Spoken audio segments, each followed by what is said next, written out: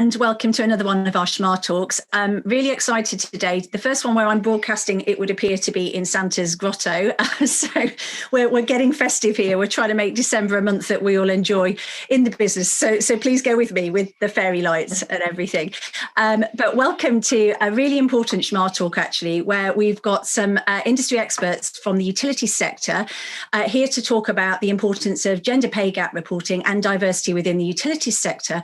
And I've also brought a friend along from SHMA Martineau as well, because it's an issue that we have in the professional services sector. So we're interested today to see if there are learnings and views that we can share across both of those sectors.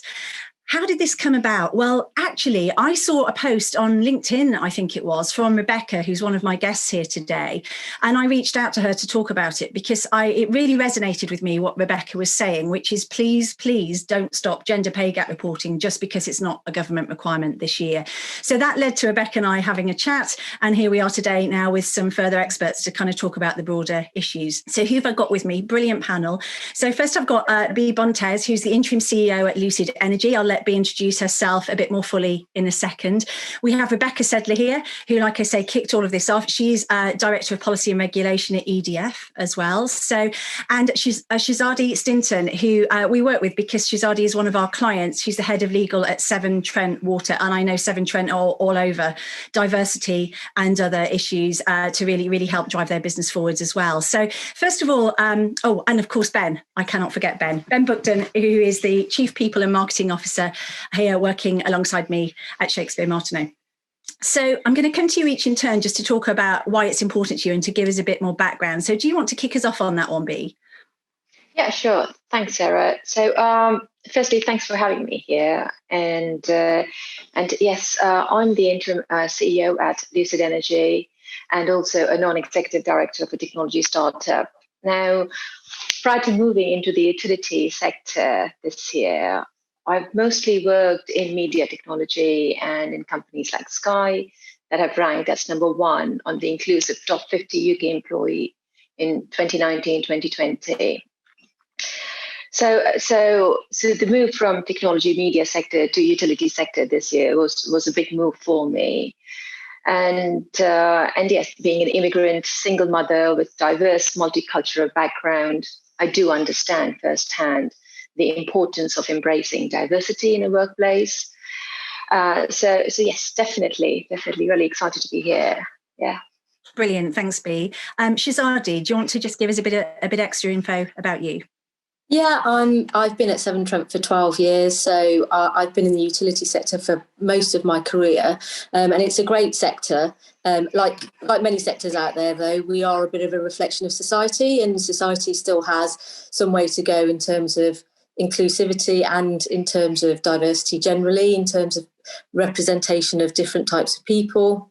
I'm really passionate about it because I've seen firsthand through the apprenticeship schemes that we do how impactful it can be on people's lives to get people who wouldn't necessarily have those opportunities into the organisation. So yeah, I've got a personal passion about this subject. Yeah, thank you. And Ben, do you want to just come in on at this point?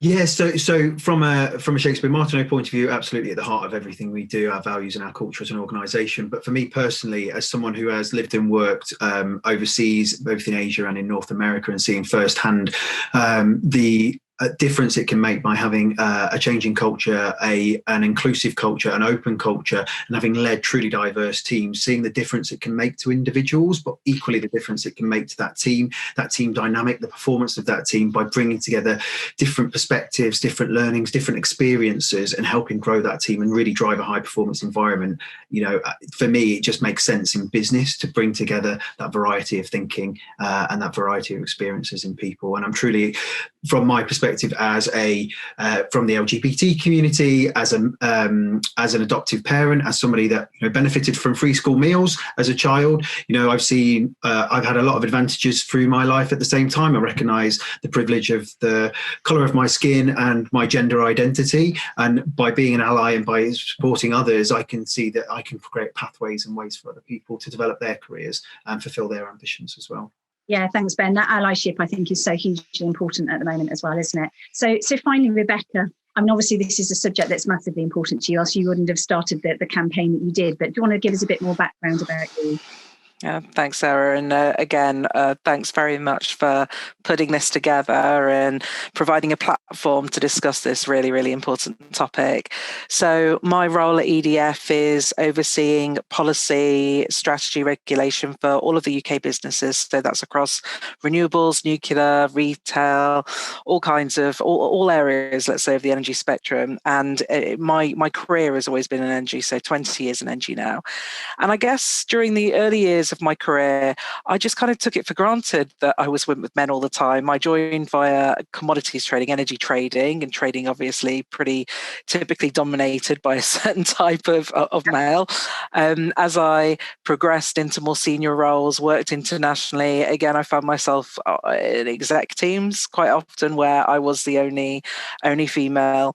And, in leadership roles in EDF, I can remember one role where I was the only, not just the only female on the leadership team, but the only one who didn't have a non-working partner at home sorting everything out for me and my children.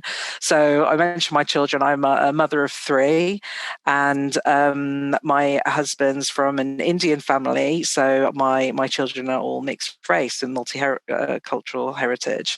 And I guess, whilst as many of us are probably on this panel pioneering and supporting the values of diversity, inclusion and equality that we all hold dear, I think it was really when I had my daughter that I decided to be, let's say, a bit more active, and try and mobilize either organization support to reach out to a broader community within the sector. And I guess, why did my daughter spur it on? Because I had so many interactions with people who demonstrated that, when you're a female, it can be difficult, but then being from a BAME community, if you have a look at the odds of succeeding in leadership roles, or from having some kind of disability, it just showed me that, that there are so many ways that we need to still advance inclusion within particularly the energy sector. And so I, along with a group of other female colleagues from various organisations, founded one, which is the Women Utilities Network, and we now have about 2,500 members from lots of water companies, energy companies, startups to big firms like EDF. And so many of the stories and the struggles are similar, very, very similar. It feels like that we're trying to form a movement to support the progression within the sector.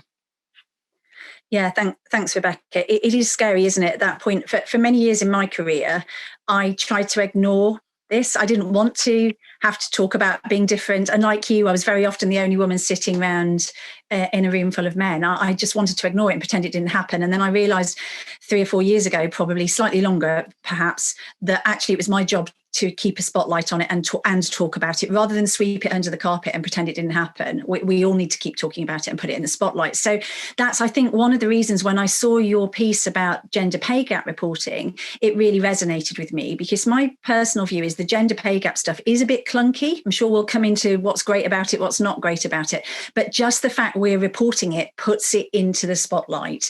And you obviously felt very strongly. So can you kind of talk us through that thought process about why you were speaking out so openly at the moment about resurrecting the gender pay gap reporting, particularly in the utilities sector?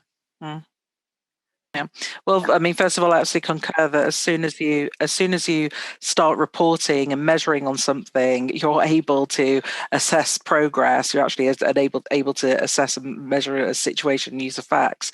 And I also agree that, the gender pay gap doesn't tell the full story, of course, but it is a point of data that's open to public.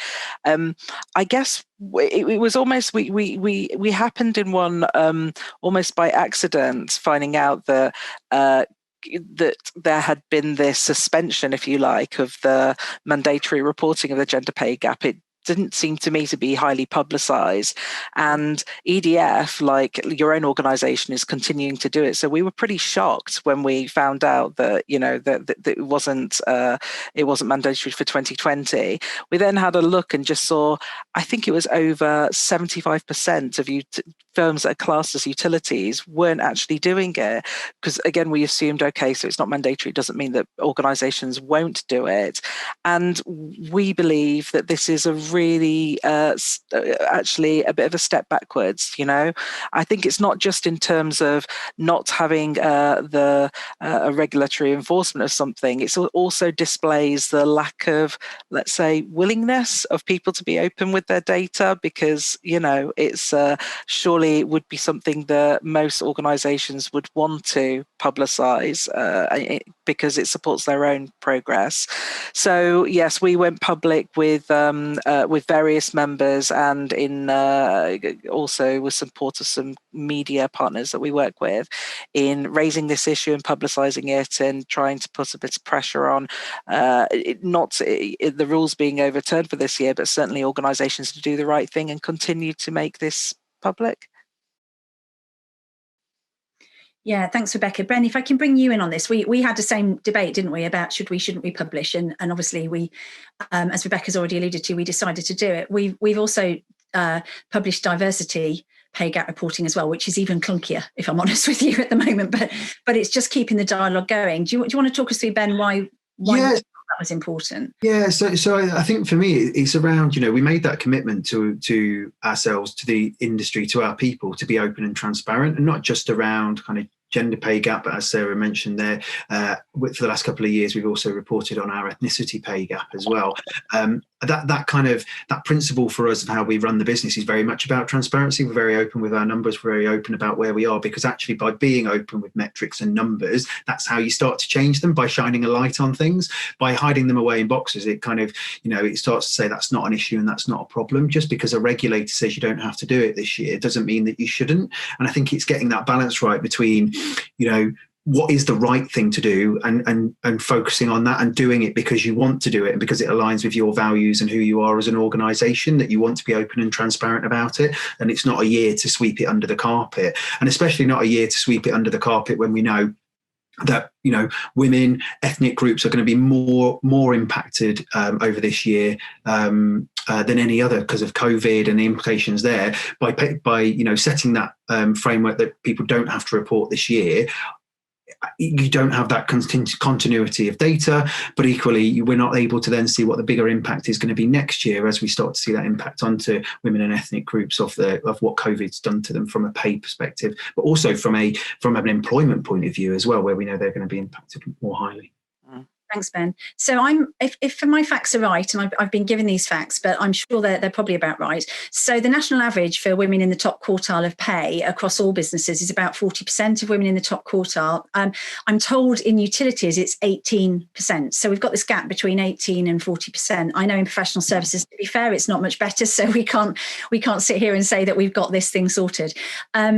Shazadi, do you have a feel for why there is such a big gap in the utilities sector when it comes to gender pay? Yeah, I mean, I think it is very interesting. It's quite different for me and my organisation, only because we are actually we've done quite a lot in terms of gender representation. So we have a female CEO, we have a female chair, we have a number of females on the board. My boss as general counsel and company secretary is a female as well. So actually, I think we've done really well in terms of that kind of tone from the top and top down approach. And we are also trying to make better representation across the company. But I think the reality is, in terms of utilities, is that they started off as organisations that were very, very heavily male dominated, because a lot of the companies are made up of engineers, and historically engineers have come from mainly have been men. So I think what we're really trying to focus on is trying to encourage not only different applicants to apply to our company, but also for people to go out into the communities and into schools. And actually that's where we're going to see the difference, is when you encourage girls.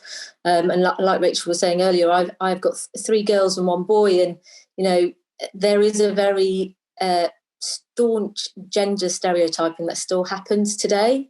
And that's why it's really important to keep talking about it, because as society, we still see that. And so we do struggle to get different people in and women in certain areas, because we don't actually have that pool, but not because women can't do it, just because they aren't necessarily taught when they're younger that they should be engineers or go down that route. And I think in the last 10, 15 years, that has massively changed. But unfortunately, it takes generations for these types of things to change. Yeah, and it sounds like you've got some amazing role models within Severn Trent, which I'm sure that having role models is part of this whole equation as well, that people can look up and see people like them who are doing this. So B, I know you're relatively new into the sector, having come into media, but what's your view of why the utilities sector, certainly on paper, appears to be lagging so far behind? I think, being fairly new, I think what Rebecca highlighted was actually what resonates with what I think around. First, is the acknowledgement that yes, there is an 18% lag that we see in the utility sector, and also ensuring that as an organization or as a sector, we are exposing those data around and sharing those data.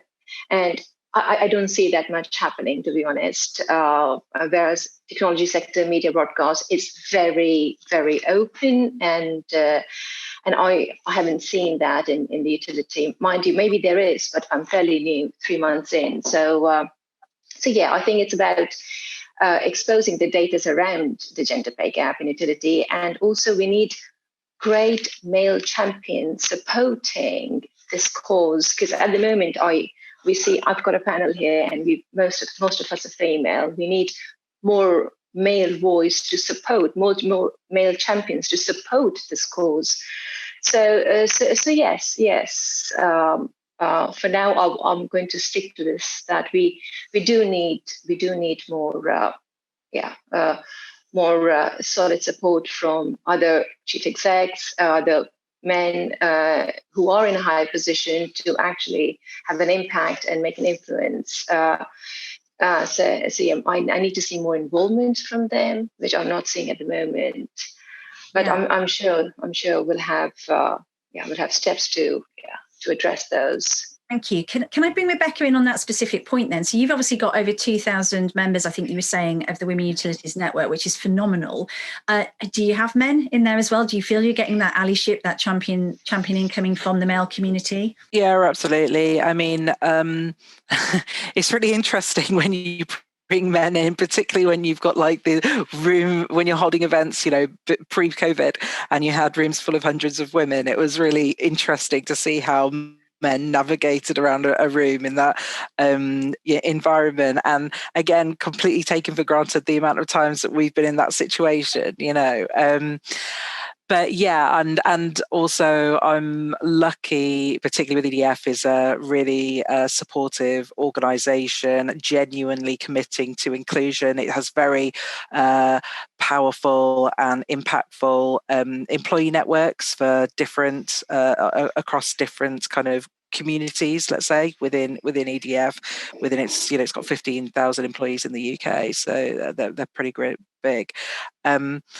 But also our CEO has made a pledge as part actually of the Powerful Women's Network, which is another energy sector-wide group supporting gender diversity, to increase senior leaders, I think up to 30% within the next few years. So, there are more and more public pledges that are measurable being made.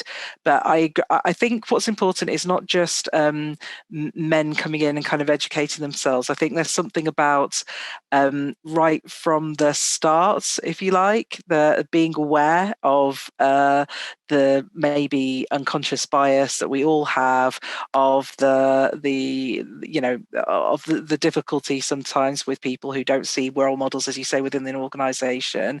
And I think that I used to be really, really anti having formal targets. I used to see anything to, positive discrimination, let's say, as being really negative. I think that I'm not sure now what my view is on things like that. So what my view is on whether you should have quotas for, whether it's gender balance or anything else. What's struck me is that the lack of progress. If you really take a step back and you look at it, and you look at the FTSE, you look at any big organisation, you dig away into the data and see where quite often where you could have female exec roles, there's very commonly held in HR, for example, or other support roles. I don't know whether we should be looking to more strict quotas or things like that in the future. I've certainly shifted my views from being extremely anti a few years ago. It's funny, Rebecca, I'm in a very similar position to you. I was absolutely anti it. I felt I didn't want these things measured. I just want to treat people as individuals and look at us all as unique people, rather than putting us in boxes, based on silly things like the colour of our skin or our gender preference or any of those things. But then I started to realise how bad the problem was. And the thing that really got me, I'm going to get the statistics slightly wrong, but I think it's true that there are more men called Steve and Dave as chief execs of FTSE 250 or FTSE 250 than there are women or people who aren't white. How can this be right? So we do need sometimes, don't we, like you say, those statistics to actually just draw out the absurdity of a situation. If I can bring us on to thinking about 2020, which obviously not the year any of us anticipated. I think that's the understatement of the year as well. If I could come to you, Shazadi, do you think the pandemic gives us better opportunities to help fix some of this, or actually has it done the opposite? Has it almost taken us backwards a step? To be honest, I think the big thing that happened in 2020 was more, in terms of ethnicity, was the Black Lives Movement. And actually, I think the Black Lives Movement, both in terms of ethnicity and in gender and in terms of your sexual orientation, I think it has massively shifted the conversation that we're all having, that our organisations having, that governments are having, that countries and society are having. I think it's really broadened that focus, and genuinely I feel like, I've been Asian all my life, and a female and a Muslim. So I can say over, over my 40 years, what I've seen is people talking about this and people measuring things in terms of, the data says something, but what has actually changed? Doesn't actually seem to change that much. And I think, so I don't think the pandemic specifically is the thing that will make the shift. I think seeing all those young people out on the street, all those activists, and I think it changed, I think for some of us on the panel, for me in particular, I've called myself a reluctant role model because I've never seen myself as one. It's only when other people say it to you that you realise the impact of, the fact that you're a senior person and you're a female and you're Asian, and people don't see themselves represented that often. So I personally, I think it's that has really caused a shift, and I really feel like we're on the cusp of genuinely being able to make great progress. Yeah, I think this is such an opportunity. I feel so strongly that as businesses, we've got to take it. B, if I come to you, how do we make sure that the effect of the pandemic, or indeed the BLM movement this year as well, sticks? How do we get the benefits and the good things into the future that will help us with this? I think it's important that firstly we don't stop talking about it, that we actually have seen the difference. So it's a responsibility for not only the leaders, but I think it's everyone's responsibility to ensure that we keep on engaging within the BAME community as well as outside, and ensuring that our voices are heard, ensuring that on a more broader scale we have. Now I do want to talk a bit more because I am quite passionate about this, but ensure that we've got business models that embrace these core values of diversity and inclusion. And yes, of course, I think pandemic has given us a chance to reflect, to acknowledge and reflect where we are, what can be done. So just keep on trying, keep on ensuring that we are having the right conversation and that we have the right support network in place, and just don't give up. Don't give up. Keep on ensuring that you have the right channels in place and you're keeping the conversation going. Thank you. Rebecca, how do you see it? Whether it's the pandemic or other things that have happened this year, do you think it's taken us forwards or backwards? I definitely think the BLM movement has taken us forwards in being aware of the challenges of being a member of the BAME community in this country and in others, for sure.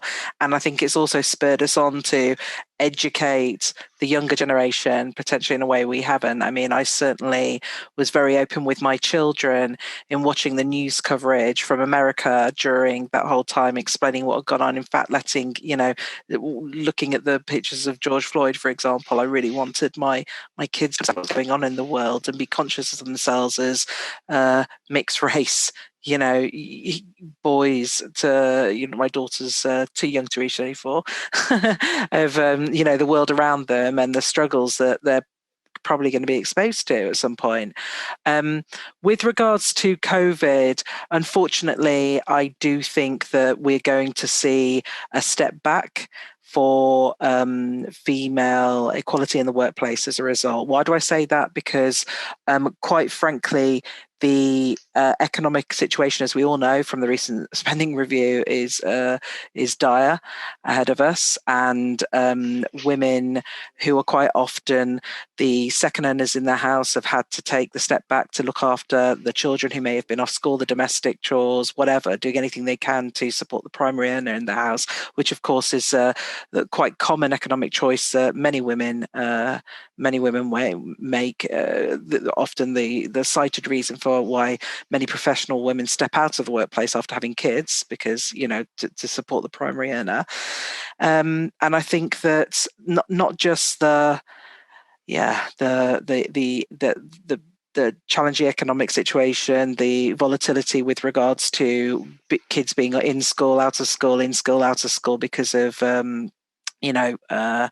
COVID outbreaks and all kinds of other things will. And my prediction is, unfortunately, we'll see that women bear the brunt of that. And that, however, I think if we look to the longer term, I think it's going to be positive, because I think that we have all been forced to embrace a mode of flexible working in a faster, more speedy, more agile way than we could have ever envisaged.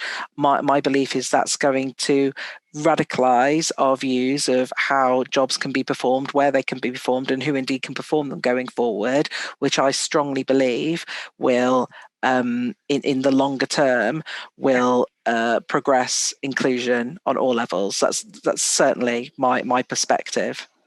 So Ben, are you ending the year optimistic about this, or do you still think we're going to see the negative effects for some time to come? So I absolutely agree with Rebecca, and there will be some negative impacts. But I think there is, there's been talked about a lot, this idea of the great leveler. So as Rebecca was saying at the end there, around the kind of the agile working ability, the people being able to work from home, there is the opportunity then for people to work around kind of childcare, work around school runs, etc. So there is an aspect of that, but then equally on the other side of that, it's not a great leveler in the sense of there are people that don't have places to work at home. They don't have spaces to work at home. They don't have equipment to work at home. They don't have, connectivity, etc., that enable them to do their jobs in a safe and secure way in the home environment. So I think with all things that help to kind of solve some problems, they cause other problems, as Rebecca's kind of talked about there. So I do think there's a lot more that needs to be done, and it kind of presents new challenges and issues that organisations need to come together on to try and solve.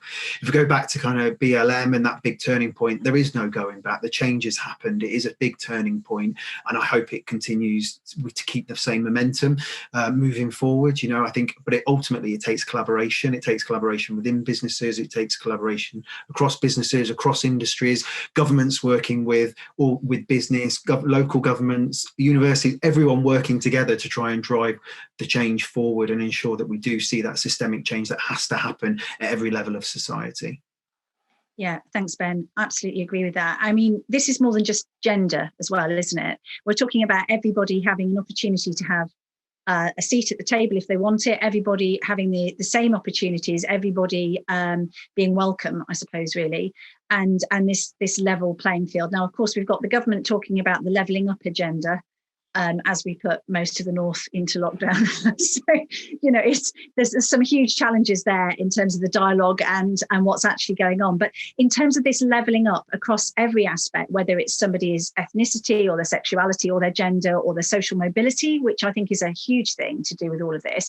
Do you think in utilities the challenges are the same?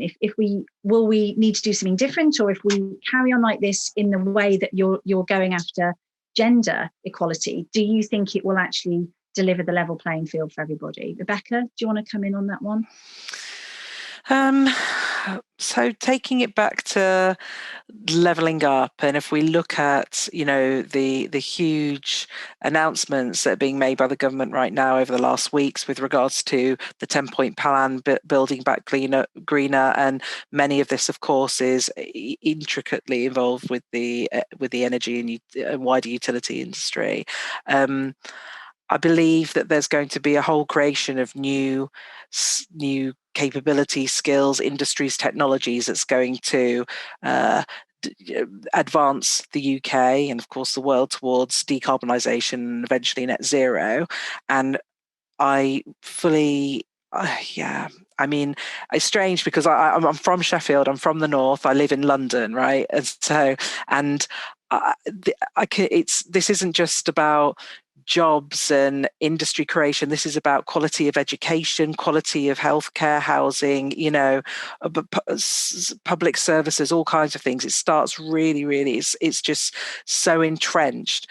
The UK has to address it. They are starting to address it. It's clearly visible in most, policy developments that are coming out, and I believe that it will support diversity and certainly social mobility, which I agree is a core root issue. But yeah, it's there's a lot to do. There is a lot to do for sure. Thank you. Shazadi, obviously you've referred to yourself as a reluctant role model. I think you're a fabulous role model personally, but as a role model that also represents the ageing community, do you think that there is a challenge with ethnicity in utilities as much as there is a challenge with gender, or is that perhaps not quite as far behind? No, I think actually, I think the female gender balance will get better, and I think we are actually a lot further down the road in terms of gender balance. If I'm being honest, I think ethnicity is well behind, and I think conversations that I'm having now with people I haven't had for 12 years, and I could have had the conversations 12 years ago. I could have had them 60 years ago. Nothing has really changed in that period of time, and I think I definitely think that women are progressing more, and I think women are doing that because they're less willing to take that back seat, and they're more willing to go out there and be there. I think the unconscious bias or conscious bias sometimes in terms of ethnicity is actually a much harder and bigger barrier to cross. And when I was younger and people were out and out racist to me, it was in my face and I knew it, and I knew where those people stood. What's actually a little bit more insidious in society now is people having those unconscious bias and not realising it, and that is what's causing such a disproportionate, balance in terms of ethnicity in utilities. But I don't think it's unique to utilities. I think you can look at any sector across the country, and you could say the same thing. And I think I think we've got to be honest about the conversation. So I'm going to honestly say that I think it's even harder to be a Black person than it is to be an Asian person in this country. And I think that's probably true in a number of countries across the world. And I think if we're talking about gender, we should also be talking about ethnicity, and we should also be talking about sexual orientation. And that's what inclusivity is about. But there are some pockets of inclusivity that are further down the road. And I think ethnicity is something that has to really come a long way to kind of start seeing some real progress in it. I'm glad you mentioned the stats, because for me, we're kind of lumping a huge amount of people with different backgrounds into a single stat by talking about the BAME, as it's called, statistic. But actually, when you break that down, there are so many different stories, there are so many different backgrounds, there are so many different stats. And you're absolutely right. I have seen some breakdown recently that shows that the Black community is really disadvantaged when you look at the numbers versus different other pockets. So I think we've got to stop lumping everybody into a big box. I just don't think that's helpful either.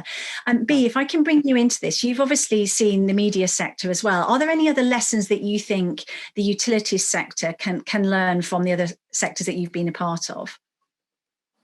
Well, I think that there are a number of parallels, between media technology and the utility sector. We do know that as an organization, we fully rely on a diverse team for its growth. But that growth is only possible under a more inclusive leadership, and a leadership that has a clear business model and has diversity and inclusion as its core values. I've got a very interesting story, actually. I remember when I was working at SkyTel last year, a few years into the role, I was there for 8 years, a few years into the role, let's say after 4 years, I wanted to apply for an internal job in a senior leadership position. It was quite an interesting journey. I realized that the hiring group director didn't have any female leaders as his direct report. And this is a person who has about 400, team of 400 reporting directly to him, and very, very inspirational, actually. I mean, as an individual, a top-class director, I would say. And this actually made me nervous. Shall I apply for this? Here I am. I'm a female, diverse cultural background, worried about fitting in his team, and whether it was worth applying for the role itself. So I mustered the courage, and I dropped him an email saying, "Can we have a coffee catch up? I just need to, talk about this particular vacancy in your team." And he was incredible. He just replied immediately, "Yes, babe, that's fine. My calendar is free, so let's have a coffee catch up." So we had a coffee catch up, and I was very open and honest with him. Like, look, I'm aware that there are no female leaders in your team as your direct report, unlike your peers. So I had to put him on the spot there. There were other peers who had female in their, as a DR. And I came across this vacancy in your team. I know that I meet 4 out of 5 criteria. Do you think I should apply for it? Or shall I just work on that one criteria which I don't meet, and probably when I'm 5 out of 5, then I should apply? So it was quite an open discussion, open chat. And his reply totally left me with an immense amount of respect for him. He was very transparent. He was very authentic. I mean, which are the 2 key pillars for inclusive leadership that we know that any organization should have. Firstly, it was the acknowledgement. He was like, "B, you're right. Maybe it's an unconscious bias. I've not come, So he acknowledged the position. He was saying, he acknowledged that his team structure needed a bit of diversity. And actually, he encouraged me to apply for the role. And he went on to hire 3 female senior directors in his team and nominated more women from his department into the company's leadership program. So for me personally, this is a true reflection of an inclusive leadership, that makes a real difference in a work environment. Now, as somebody new into the utility sector, I know when I joined Lucid in September, I made a point that my exec team has a 50-50 representation of male and female, and that we've got diversity and inclusion as one of the key pillars or part of the core values of the organization. And I feel that as a business leader, we are accountable. We are accountable for promoting inclusion in the organization. So yes, I think that's been one of my biggest take in. Thank you. That's a brilliant example, and it's very generous of you to talk about how he responded, but how great it was that you were so brave to point it out to him in the first place as well. So, and maybe that's what we all need a bit more of as well, is people being honest with us. And I think a number of us have said it. We just need to have the honest conversations and point things out. So, Ben, what other advice would you offer leaders? Give me some tips. So, in terms of, being an inclusive leader, not just in utilities, but in any sector, how do we do this? How do we improve our leadership skills so that we can create this level inclusive playing field? I definitely think step one is check yourself and check your own, as Shazadi talked about there earlier, check your own biases, check your unconscious bias, check your conscious bias. It's important for everybody to understand that.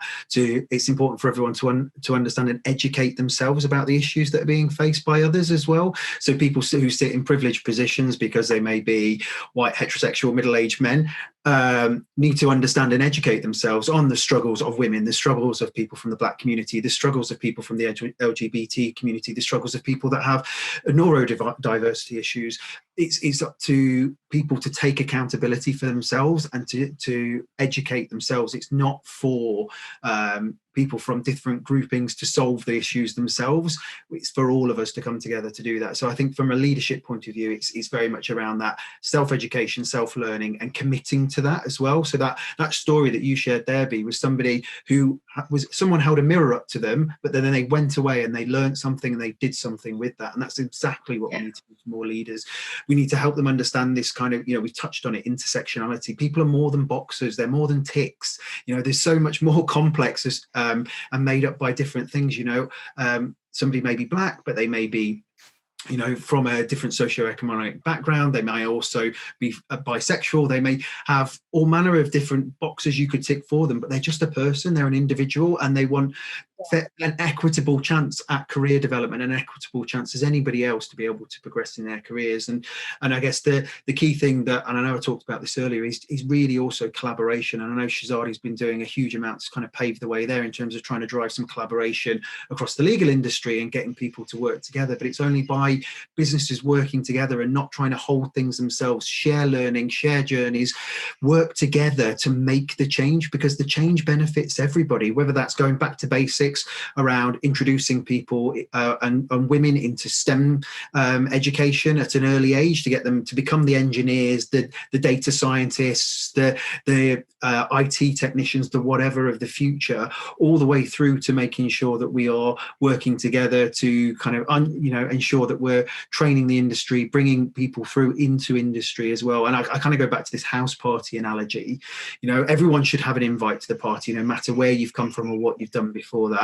You should all then be able to get through that door of the party, and when you're at the party, be able to have as just a good a time as anybody else and go to any room in the house party. And I truly believe that we've just got to make sure that everybody can get to the door, through the door, and as I say, have a great time while they're there and choose to leave when they want to. So big piece for me around collaboration. I think is the only way that we're going to make a change. And I think if you look at also I know it's a completely different industry, but if you look at retail and what the UK supermarkets have done to stand together against the backlash that happened online against Sainsbury's, where 7-8 UK supermarkets came together and took a stand by standing together as an industry, just so powerful and so monumental as a moment in time, that we need more examples of that in order to be able to move forward across all industries. Yeah, well put. I'd just like to point out that you can't have a house party at the moment. COVID rules must. Only in your bottle. Shazadi, what would be any final words of advice to you for other leaders as well, if you want to create an inclusive culture? I think the thing is, some subjects seemed harder to talk about than others. Yeah.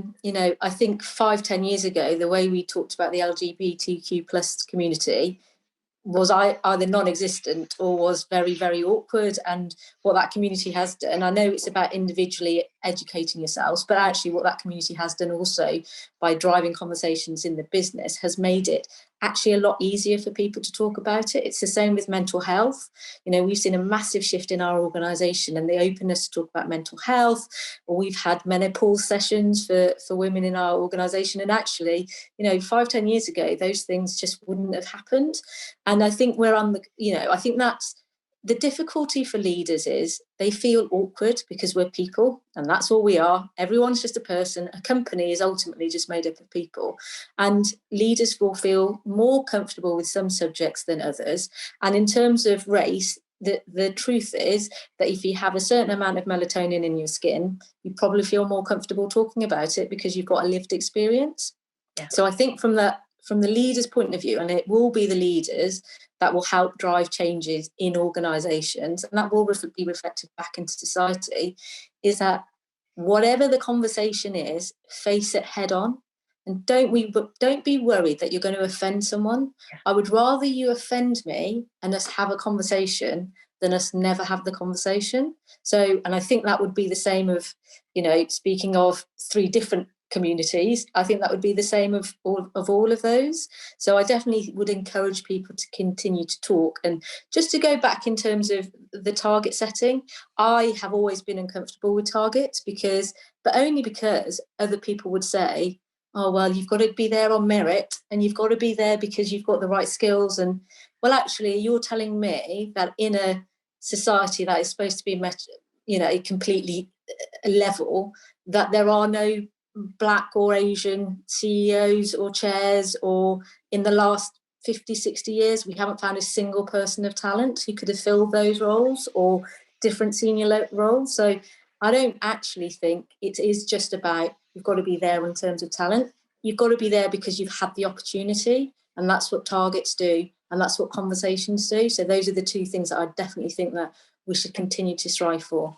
Brilliantly well put. And that is that dialogue that does the education. I love that quote. You'd rather have somebody offend you so that you can start to have an educational conversation than not have the conversation at all. I'll remember that as well. Thank you.